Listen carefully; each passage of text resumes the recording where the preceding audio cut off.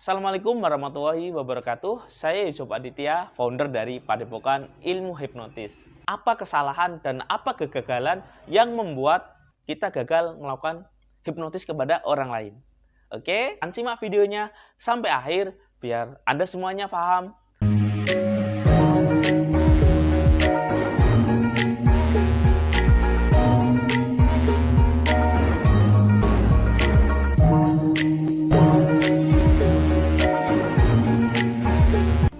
Bagi teman-teman yang menemukan channel ini, saya ucapkan selamat datang, dan bagi yang belum subscribe, silahkan subscribe channel ini dan nyalakan notifikasinya. Apabila saya upload video, teman-teman semuanya akan mendapatkan notifikasi dari channel saya. Nah, saya mengingatkan kembali bagi teman-teman yang ingin mempelajari tentang hipnotis, hipnoterapi, ilmu gendam, magnetisme, mesmerisme, silahkan hubungi nomor yang ada di deskripsi video ini. Nah, kegagalan seseorang dalam melakukan ilmu hipnotis, yang pertama adalah faktor yang ada di dalam dirinya.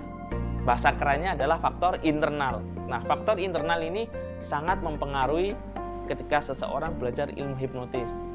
Misalnya seperti ini, ada si A sama si B. Ketika dia belajar, dikasih materi yang sama, kenapa bisa hasilnya berbeda?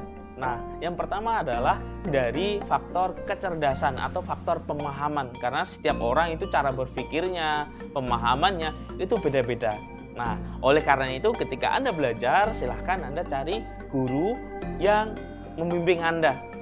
Nah, kalau Anda dibimbing, tentunya ada guru. Ketika berkonsultasi, maka tentunya Anda akan bisa menguasai ilmu hipnotis. Itu yang pertama. Jadi faktor intelektual atau faktor kecerdasan.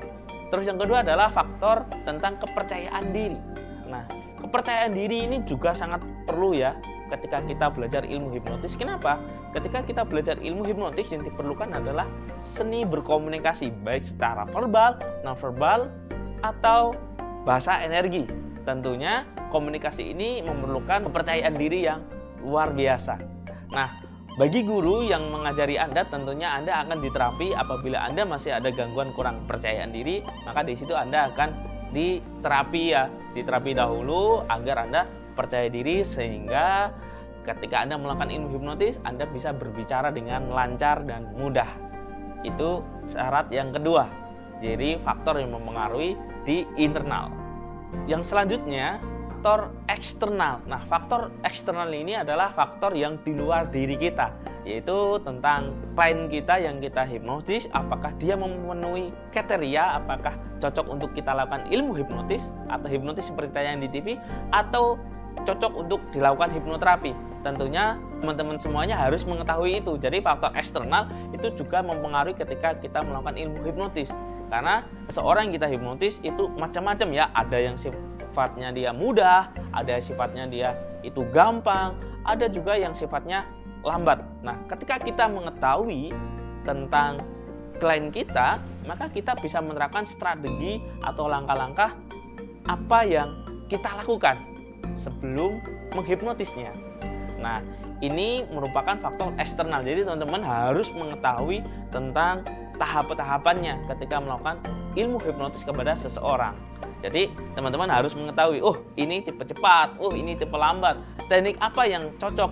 Ketika kita sudah mengetahui itu, maka kita bisa melakukan hipnotis kepada orang tersebut, baik untuk hipnoterapi atau hipnotis untuk permainan dan mempengaruhinya. Selain itu, kita harus juga mengetahui apakah orang ini bersedia dihipnotis atau dihipnoterapi. Nah, ketika dia mau secara sadar dan bawah sadar, maka kita akan mudah sekali melakukan praktek ilmu hipnotis atau menghipnotisnya, bahkan untuk terapi. Nah, karena ilmu hipnotis ini merupakan tentang persetujuan ya, baik secara sadar atau bawah sadar. Jadi di situ klien kita itu harus benar-benar bersedia. Nah, bagaimana caranya agar klien kita bersedia? Nah, saya akan jelaskan di langkah selanjutnya, yaitu tentang di teknik. Nah, ketika kita sudah paham dan sudah mengetahui agar orang tersebut bagaimana caranya mau dihipnotis, tentunya kita bisa mengganti tentang bahasa ya, bahasanya tentang di terapi, di relaksasi, dan banyak sekali ya.